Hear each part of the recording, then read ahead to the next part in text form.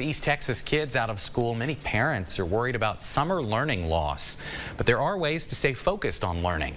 Our Madeline McCrory introduces us to one kid with big plans for the break and the mom determined to keep him from backsliding in knowledge. It's new on GMAT. Legos, read books, and play some baseball. That's how 7-year-old Clark plans to spend his summer. He and his 3-year-old brother Grant got plenty of books from the Tyler Public Library. They come to the library with their mom, Stephanie Wilson, almost weekly. Both the kids have just different interests, so it's a great kind of fun, free family activity. Wilson is concerned about the risk of summer learning loss. I'm always worried they've worked so hard during the school year. During the summer, students can lose months of what they worked to gain.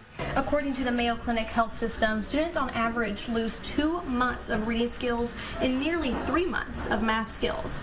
Amy Skipper, the youth librarian at the Tyler Public Library, says that one of the goals of the library is really help fill in that gap. Kids and families can come and they can learn together and have fun in really creative, hands-on, and really enjoyable ways. The Tyler Public Library has a summer reading challenge, STEM kits, games, online educational activities, and more.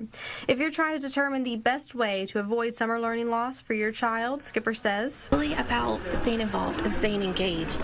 As for Stephanie and her sons, they plan to do A little bit of learning every day. When asked if he misses school, Clark says, No. but the end of the school year doesn't need to mean the end of learning. Good morning, East Texas. I'm Madeline McCrory. Okay. Now, the Tyler Public Library offers a ton of resources and activities. To learn more, just scan the QR code on your screen right now or head to kltv.com or ktre.com and click the big red box to find the link.